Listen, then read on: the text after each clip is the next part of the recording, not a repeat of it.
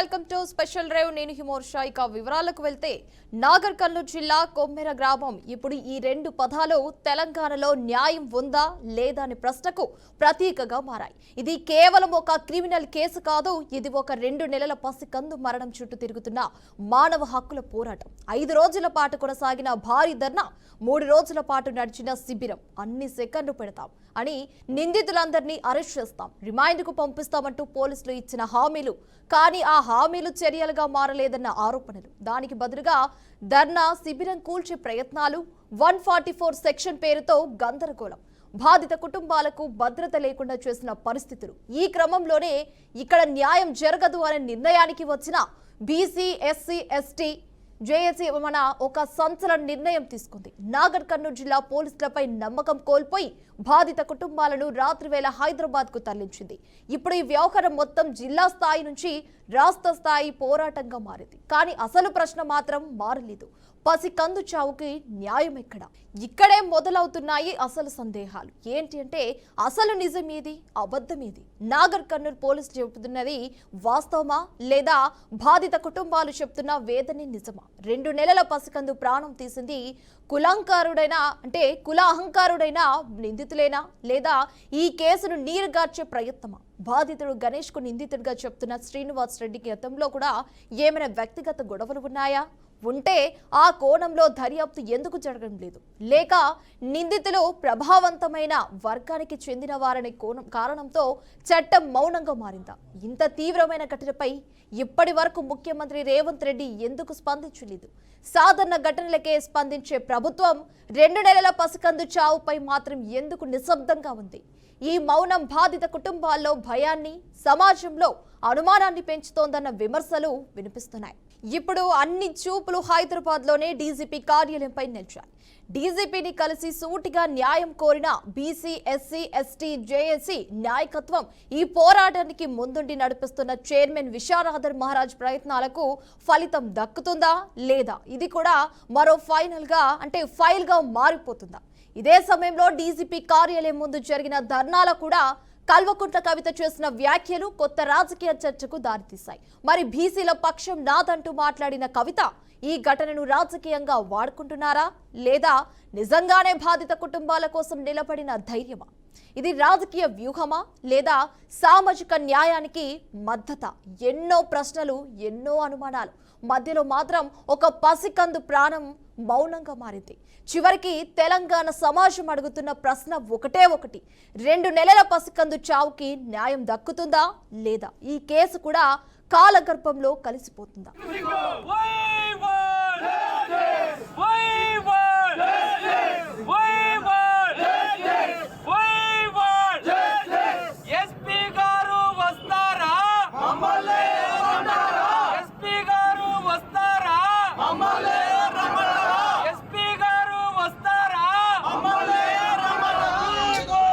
మా ఆడవాళ్ళు మొత్తం గుడికి వెళ్తారు సార్. ఆ రోజు గుడికి వెళ్తే వాళ్ళని ఇట్లా మా భార్య, మా అమ్మ, మా అక్క, మా వదిన, మా పిన్ని వీళ్ళందరూ గుడికి వెళ్తారు. వీళ్ళని చూసి ఏమంటే గేట్ వేసుకున్నారు. వీళ్ళు ఎందుకు గేట్ వేసుకున్నారు అది అని అడిగితే, ఫస్ట్ మీరు 100 రూపాయలు ఇచ్చి గుళ్ళకి రావాలంటే, ఎందుకు సార్ మేము అడిగితే, ఫస్ట్ మీరు గుళ్ళకి రావాలంటే 100 రూపాయలు అంటే, అదే ఏంటి సార్ మీరు టెంకాయ తీసుకున్నాం కదా, మీరు టికెట్ ఉందా లేక టోకన్ ఉందా అని అడిగితే, అవన్నీ ఏం లేదు, మీరు 100 రూపాయలు ఇస్తేనే రావాలన్నారు. అయితే మేము అదే సార్ మీరు టికెట్ అన్ని ఇవ్వండి లేకపోతే టోకన్ అని అంటే, అవన్నీ ఏం లేదు, ఫస్ట్ అయితే మీరు 100 రూపాయలు ఇస్తారా లేదంటే, మేము ఏం సార్ అని మేము అంటే, ఇక మా వాళ్ళని మా భార్యని, నువ్వు అసలు మా సాకులు ఏం చేసుకున్నావు, నువ్వు మా దగ్గర అది అన్ని గలీజ్గా మాట్లాడతారు. ఇక వీళ్ళు హెడ్స్ కూడా కిందికి వచ్చినాక వీళ్ళు నాతో చెప్పారు, ఇట్లా అన్నారు అన్నీ చెప్పారు. చెప్తే నేను పోయి అడగనికి పోతేనే ఇక అందులోనే నన్ను పట్టుకొని కొడుతూనే ఉన్నారు, నువ్వే నన్ను అడిగేంత అది అని. సార్ ఫస్ట్ ఇక్కడ ముఖ్యంగా ఏంటంటే, నా భార్య ఎస్సీయా కాదా, నా బిడ్డ ఎస్సీయా కాదా, వీళ్ళు కులం గురించి కొట్లాడుతున్నాం సార్. నా బిడ్డ చచ్చిపోయిందని మేము కడుపు కోసం మేము కొట్లాడుతుంటే ఇక్కడ కులం కోసం కొట్లాడుతున్నాం సార్. మీకు కులమే కావాలా, నా బిడ్డనే న్యాయం జరిపిస్తారని మేము కొట్లాడుతుంటే ఇక్కడ కులం గురించి మాట్లాడతారు సార్. అది కులం అయితేనే, మాది అయితేనే మీరు న్యాయం చేస్తారా సార్? న్యాయం అంటే కులం కాకపోతే చేయరా? ఇది సార్ మేము కోరుకున్నది. పాప అయితే నా దగ్గరనే ఉంది. మేము వాళ్ళ కాళ్ళ దగ్గర పాప మాది, మా ఆయనకు ఇట్లా వదిలిపెట్టండి అని వాళ్ళ కాళ్ళ దగ్గర పెడితే తన్నిండ్రు. వాళ్ళు కాళ్ళతో తంతే పాప అట్లా దూరంగా పడింది. మా ఆడబిడ్డ తీసుకొని పాపకి ఓదార్చడం జరిగింది. ఎందుకంటే నన్ను కొట్టడం వల్ల నేను కింద పడిపోయినా. మా ఆడబిడ్డ తీసుకొని పాపని ఓదారుస్తుంటే ఆమె ఏడుపు ఆపలేదు, గట్టిగా ఏడుస్తుంది. తర్వాత నాకు ఇచ్చి సైడ్ కూర్చొని పాలు ఇవ్వు, నేను వాళ్ళకి ఆపుతా అని చెప్పేసి మా ఆడబిడ్డ నాకు ఇచ్చి వెళ్ళింది. నేను పాలకు పెట్టుకున్న పాపని, కానీ పాలు తాగట్లేదు పాప, పాలు తాగట్లేదు. ఇంకా పాలు తాగట్లేదు అని చెప్పేసి ఇంకా మళ్ళీ కొట్టద్దు అని వాళ్ళకి ఎంత అడుగున్నా, సర్పంచ్ తూకారాం రెడ్డి కూడా అక్కడనే ఉన్నారు. కానీ వాళ్ళని ఎంత అడుక్కున్నా కానీ మాది చేసుకున్నాడు వాడు. చాలా గలీజ్గా మాట్లాడి నేను చెప్పలేకపోతున్నా. నువ్వు మాది కదా, నీవు గుడిమెట్లు ఎక్కే ధైర్యం నీకు ఎవరిచ్చిరు, రెడ్డిలకు ఎదురు తిరిగే ధైర్యం నీకు ఎవరిచ్చిరు అని చెప్పేసి జుట్టు పట్టి కొట్టడము, గొంతు పట్టి నొక్కడము, అక్కడ ఉన్న గోడలకేసి కొట్టడము జరిగింది. ఇంకా అంతలో నేను కింద పడిపోవడం వల్ల కింద పడ్డగా నుంచే పాప ముఖమన్నా చూసి వదిలిపెట్టండి అని పాపని వాళ్ళ కాళ్ళ దగ్గర పెడితే పాపను తన్నేసింది. మా పాప ప్రాణం తీసిన వాళ్ళు ఎవరైతే ఉన్నారో వాళ్ళకి మాత్రం ఉరిశిక్ష పడాలి. ఖచ్చితంగా అది మేము చూడాలి. అప్పుడే నా బిడ్డకు న్యాయం జరుగుతుంది అని నాకు నమ్మకం వస్తుంది. ఎందుకంటే ధర్నా చేసేటప్పుడు డిఎస్పీ చెప్పిండు, నేను వాళ్ళని అరెస్ట్ చేసిన, 8 మంది వచ్చిర్రు అరెస్ట్ చేసిన అని ఒకసారి చెప్పిండు. 10 నిమిషాల తర్వాత నాకు 4 దొరికిర్రు అని ఒకసారి చెప్పిర్రు. మళ్ళీ 10 నిమిషాల తర్వాత నేను 3 అరెస్ట్ చేసిన అని చెప్పిర్రు. వాళ్ళ మాట నేను ఎట్లా నమ్మాలనో కూడా నాకు తెలియదు. ఎవరికైతే అరెస్ట్ చేసిరో వాళ్ళకు ఒకసారి చూపిమని కూడా అడిగినాము. ఇది రూల్స్ కానే కాదు అని చెప్పిర్రు మాకు. అసలు అక్కడ అనేది మాకు ధర్నా ఆపుతారా లేదని చెప్పేసి మేము ధర్నా చేస్తుంటే కూడా మమ్మల్ని మధ్యలో వచ్చి ఆపిన వాళ్ళు కూడా ఉన్నారు అక్కడ. మేము ఎట్లా బతకాలి, మీరు ఎట్లా వచ్చి అడ్డంగా కూర్చుంటే అసలు మీరు ఎందుకు చేస్తున్నారు, ఎన్ని రోజులు టైం ఇవ్వాలని కూడా అడుగుతున్నారు. అంటే అక్కడ చిన్న పాప చనిపోయిందని వాళ్ళకి కనీసం కనికరం కూడా లేదు మేడం. అక్కడ అసలు కనికరం అని లేదు, లేసారా లేవరని కూడా అడుగుతున్నారు అక్కడికి మమ్మల్ని. అక్కడికి ఎట్లా అంటే ఇట్లా ఉరుకొస్తున్నారు మేడం, మమ్మల్ని కొట్టడానికి వస్తున్నారు. అక్కడ ఎన్ని రోజులు టైం ఇవ్వాలి, మీకు ఎన్ని రోజులు చేయాలి, చెప్తే వినబడతలేదా, మేము ఎన్ని రోజులు మూసుకొని కూర్చోాలని కూడా అది చేస్తున్నారు మా మీద. ఇక్కడ రెడ్డిస్ వాళ్ళు శ్రీనివాస్ రెడ్డి, మధుసూదన్ రెడ్డి, ఈ కన్నీ రెడ్డి, ఇంకెవరు వీళ్ళు సతీష్ రెడ్డి, వీళ్ళు కూడా మమ్మల్ని చంపల మీద కొట్టడం, ఎదల మీద చేసి నూకడము, జడలు పట్టి ఇట్లా లాగడం కూడా జరిగింది మేడం. అక్కడ మేము ఎంత ట్రై చేసినా కూడా అసలు అక్కడ అనేది మాకు ధర్నా. నేను విశారదను వీళ్ళని తీసుకొని వచ్చిండు, ఏదైనా ఉంటే బాధ్యత విశారదందే అన్నాడు. ఆ ప్రయాణం చేసేంతవరకు నాదే బాధ్యత. ఇక్కడ వరకు జాగ్రత్తగా తీసుకొచ్చిన ఈ కుటుంబాన్ని ఇప్పుడు డీజీపీ దగ్గర తీసుకుపోతున్నా. మీ యొక్క భద్రత వీళ్ళ కుటుంబానికి కావాలి అని ఇప్పుడు నేను డీజీపీని అడగడానికి పోతున్నా. ఇక్కడ వరకు నాదే బాధ్యత. ఇప్పుడు నేను డీజీపీ దగ్గర పోతున్నా. వీళ్ళకి బెదిరింపులు, దాడులు, దౌర్జన్యాలు, కొట్టిన తర్వాత కేసు పెట్టిన తర్వాత కూడా దాడులు, బెదిరింపులు ఉంటాయి. ఎక్కడైనా ప్రొటెక్షన్ ఉంటుంది కానీ, అందుకని అక్కడికి పోతున్నాం. ఇప్పుడు డీజీపీ దగ్గరికి, అయ్యా మీరు భద్రత ఇవ్వండి, ఇద్దరు కానిస్టేబుల్లో ఇచ్చి వీళ్ళు ఎడిపోయినా కూడా మేము వీళ్ళకి భద్రత కల్పియండి, ముందు అర్జెంటుగా వీళ్ళ మీద కేసు పెట్టిన కేసు, ఉల్టా పెట్టిన కేసు ఇమీడియట్గా తీసిపారేయాలి. ఉల్టా పెట్టిన కేసు అసలు ఆ కేసు ఎందుకు పెట్టారు, ఎంత ధైర్యం దమ్ముంటే ఆ కేసు పెట్టాలి. పోలీసు వాళ్ళు బాధితులు కన్నీటి పర్యంతో బిడ్డను చంపుకున్న వాళ్ళ మీద పోలీసులు కేసు పెడతారా? ఇది ఎక్కడ అన్యాయం? అందుకని ఈ సందర్భంగా మరీ ముఖ్యంగా ఒక మాట చెప్తున్నాం. మల్లు రవి, మల్లు బట్టి విక్రమార్క ఇద్దరిని దళితుల్ని కాపాడమని అంబేద్కర్ రిజర్వేషన్ సీట్లు ఇస్తే పోటీ చేసి గెలిచారు. అమానవీయ సంఘటనను అందరం కూడా తీవ్రంగా ఖండిస్తూ ఉన్నాం. పాప ఏదైతే 2 నెలల పాప మరణించిందో ఆ చావుకు న్యాయం జరిగేంత వరకు, ఆ చావుకు, ఆ చిన్న బిడ్డ చనిపోవడానికి కారణమైనటువంటి వారికి శిక్ష పడేంత వరకు మరి మేము పట్టుబట్టి పోరాటం చేస్తామని కుటుంబ సభ్యులందరూ కూడా చెప్తా ఉన్నారు. మరి కుటుంబ సభ్యులందరికీ కూడా వెన్నుదన్నగా నిలిచి ధైర్యం ఇచ్చి ఇక్కడి వరకు పోరాడడానికి ముందుకు తీసుకొని వచ్చినటువంటి విశారదన్ అన్న గారు మరి ఈ పోరాటాన్ని ముందుండి నడిపిస్తూ ఉన్నారు. వారికి మద్దతుగా తెలంగాణ జాగృతి కూడా మరి ముందుకు నడవడానికి మేము రావడం జరిగింది. ప్రత్యేకించి మేము నాగర్ కర్నూలు జిల్లా కుమ్మెర్లో జరిగిన సంఘటన దిగ్భ్రాంతికరమైనటువంటిది. మనసున్న ఏ మనిషినే కదిలిస్తుంది. ఒక పేద కుటుంబంలో కులాంతర వివాహం చేసుకున్న ఒక కుటుంబంలో ముక్కుపచ్చలారని పసికూన, 2 నెలల పసికూన, ఆ పెనుగులాటలో దెబ్బ తగిలి ప్రాణాలు కోల్పోవటం. ఆ పెనుగులాట నేపథ్యాన్ని చూసినట్టయితే నిమ్న వర్గాలకు చెందారు అని చెప్పుకుంటున్నటువంటి నిమ్న వర్గాలు లేవు మన సమాజంలో, ఉండకూడదు. దురదృష్టం కొద్దీ ఇంకా కులం ప్రభావం ఉన్నది. అక్కడ కుమ్మిన మల్లన్న జాతరకి, ఆ ఉత్సవానికి ఆలయ ప్రవేశం చేయబోతే అడ్డుకున్నారని, డబ్బు కట్టమన్నారని, ప్రతిఘటిస్తే ఎందుకు నిలదీస్తే దాడి చేశారని, ఆ పెనుగులాట్లో ఆ బిడ్డకి దెబ్బ తగిలిందని చెప్పని వార్తలు వచ్చినాయి. ఇంతకంటే దారుణమైన సంఘటన ఇంకోట్లేదు. కన్న తల్లిదండ్రులు. నాగర్ కర్నూలు జిల్లా కొమ్మెర గ్రామం ఇప్పుడు ఈ 2 పదాలు తెలంగాణలో న్యాయం ఉందా లేదా అనే ప్రశ్నకు ప్రతీకగా మారి. ఇది అందరికీ తెలిసిన విషయం. ఇది కేవలం ఒక క్రిమినల్ కేసు కాదు. ఇది ఒక 2 నెలల పసికందు మరణం చుట్టూ తిరుగుతున్న మానవ హక్కుల పోరాటం.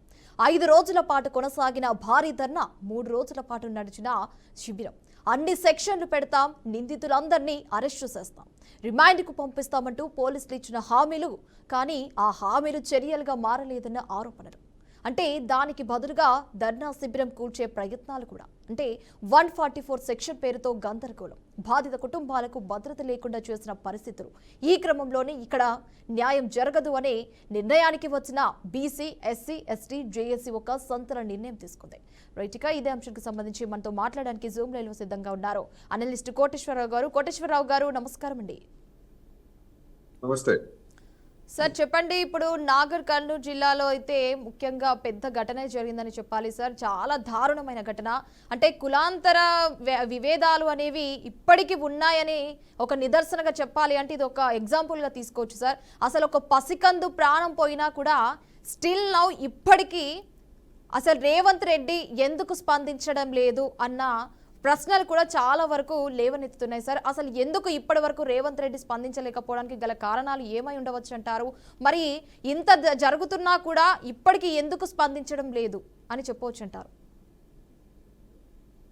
తెలంగాణలో కానీ ఆంధ్రప్రదేశ్లో కానీ వెనుకబడినటువంటి జిల్లాల్లో, ముఖ్యంగా మహబూబ్ నగర్ వంటి జిల్లాల్లో పెత్తందారీతనం అనేటువంటిది ఇప్పటికీ కొనసాగుతూనే ఉంది. ఆ పెత్తందారీతనానికి బడుగు బలహీన వర్గాలకు చెందినటువంటి వాళ్ళు బలవుతున్నారు అనేటువంటిది ఈ కుమ్మెర గ్రామంలో జరిగినటువంటి ఉదంతం స్పష్టం చేశారు.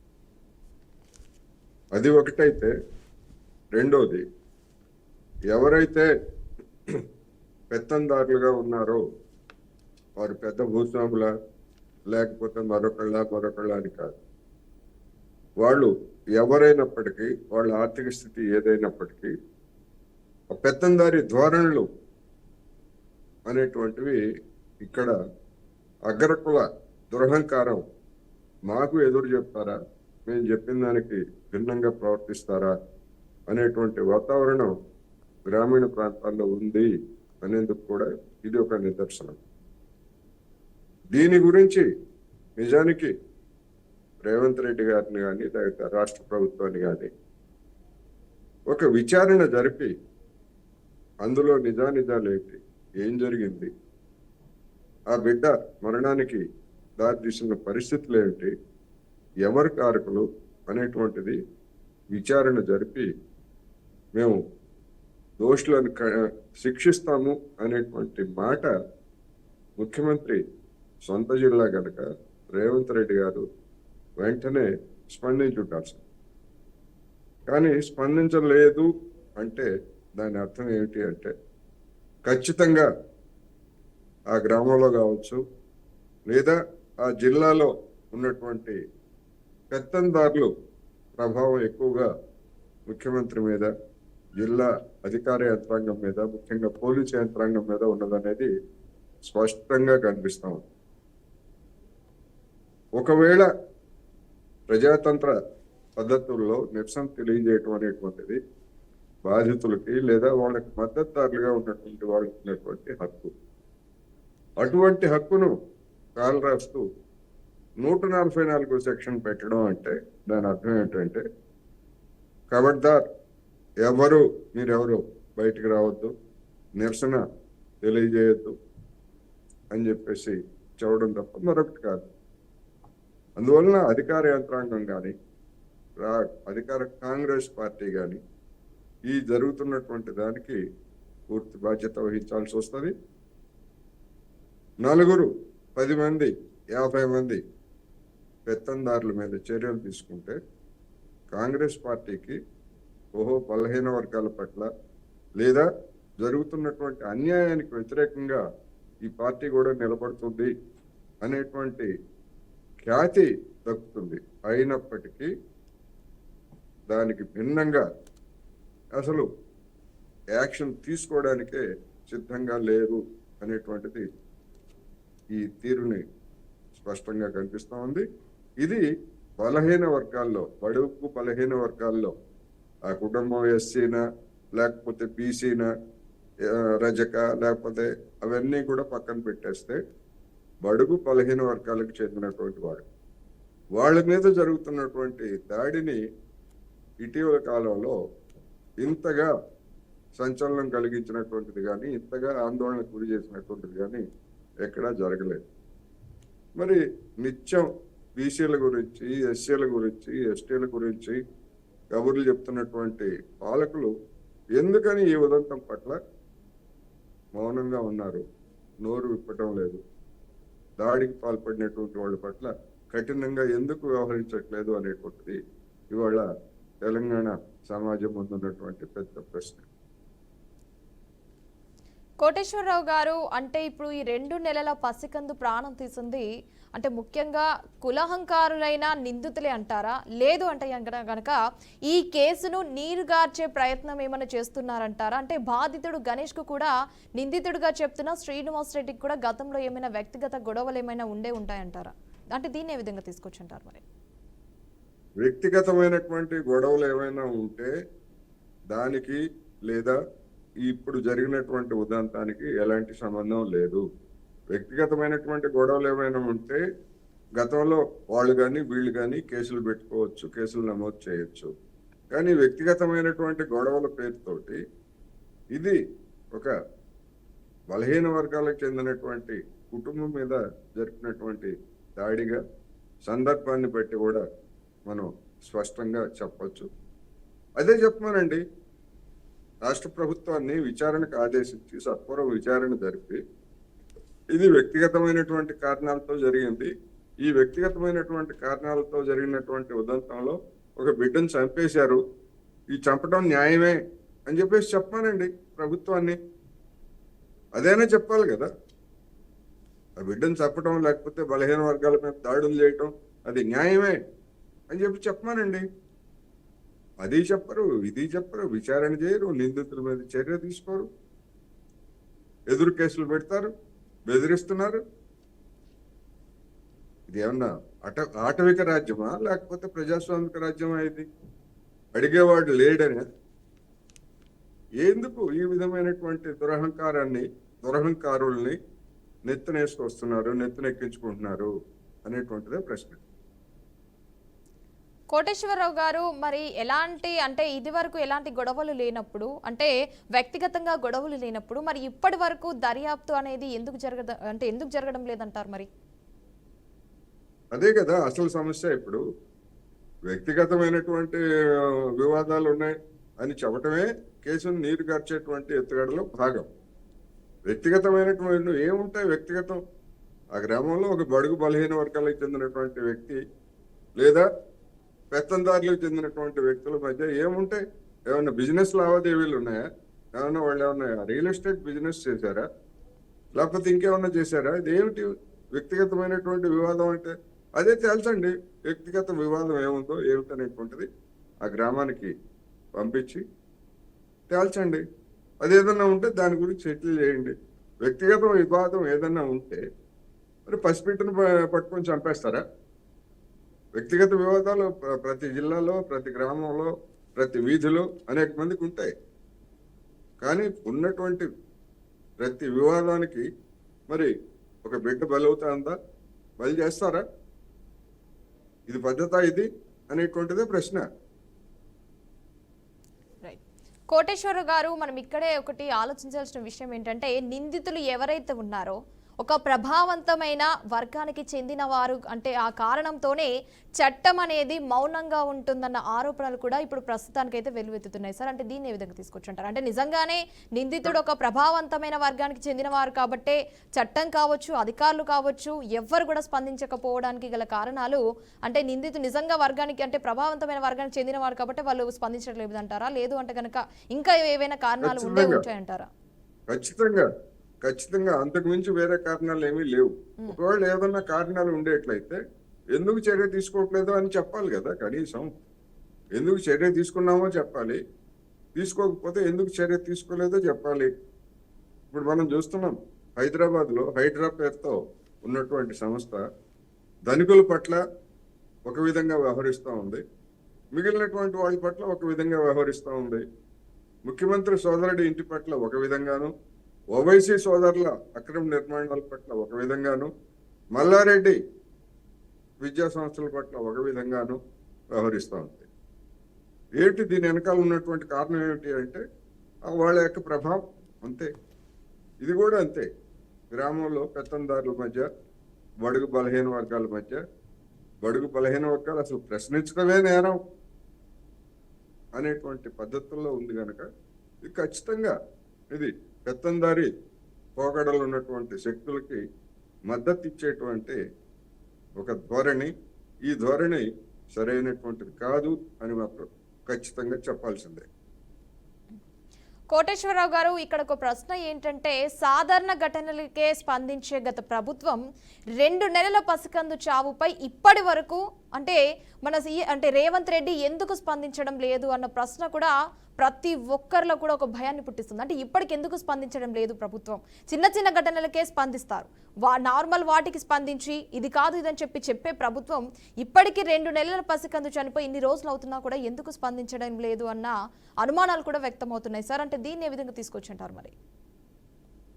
ఇప్పుడు హైదరాబాద్లో రోడ్డు పక్కన కుమారి ఆంటీ అనే మహిళ పెట్టినటువంటి ఫుడ్ స్టాల్కి సంబంధించి ఏ విధమైనటువంటి సంచలనం కలిగిందో దాన్ని తొలగించినప్పుడు ముఖ్యమంత్రి రేవంత్ రెడ్డి గారు ఏ విధంగా స్పందించారో మనం చూసాం.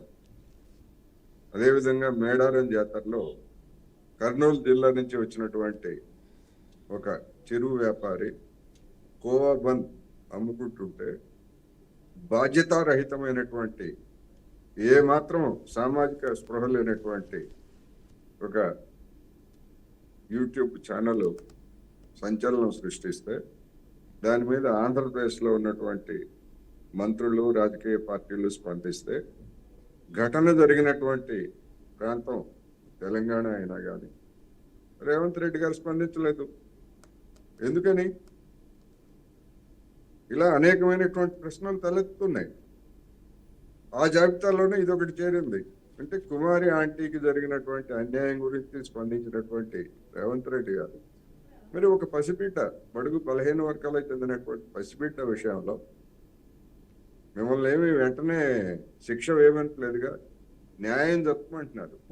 నిజానిజాలను విచారించి బాధ్యులైనటువంటి వారి మీద చర్య తీసుకోవాలని అడుగుతున్నారు తప్ప ఇన్స్టాంట్గా దోషులుగా ఆ బాధితులు చెప్పినటువంటి పేర్లు కలిగినటువంటి వాళ్ళని వెంటనే ఉరిదీయమని ఎవరన్నా డిమాండ్ చేశారా? లేదు కదా.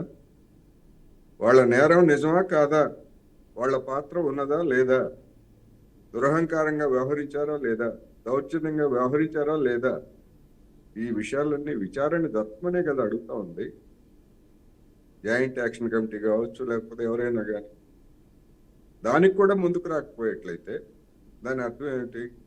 అక్కడ ఏదో జరిగింది, ఆ జరిగిన దాన్ని మూసిపెట్టడానికి నిలువున 7 నిలువుల లోతున పాత్ర వేయడానికి పనిచేస్తున్నారనేటువంటిది స్పష్టంగా కనిపిస్తూ ఉంది.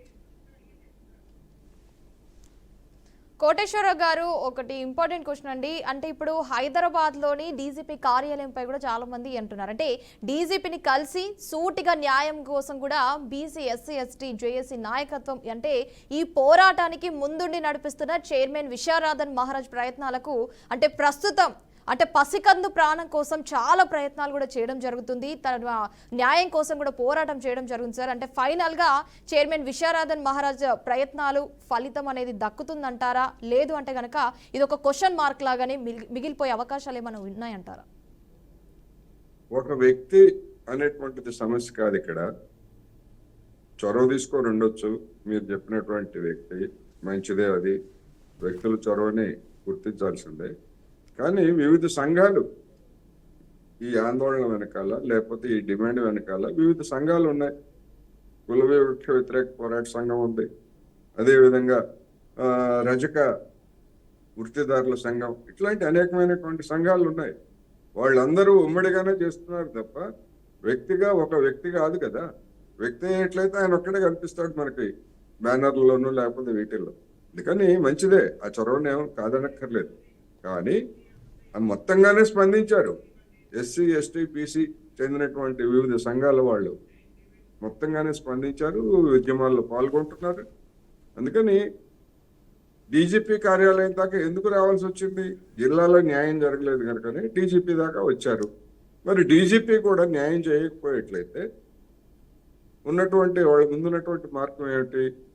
జేఏసీ ప్రకటించినట్టుగా రాష్ట్ర వ్యాప్తంగా వివిధ రూపాల్లో ఆందోళన చేయటం మినహా లేదు. మరి అటువంటి ఆందోళనకి జేఏసీని ప్రభుత్వం పురుగొల్పుతుందా?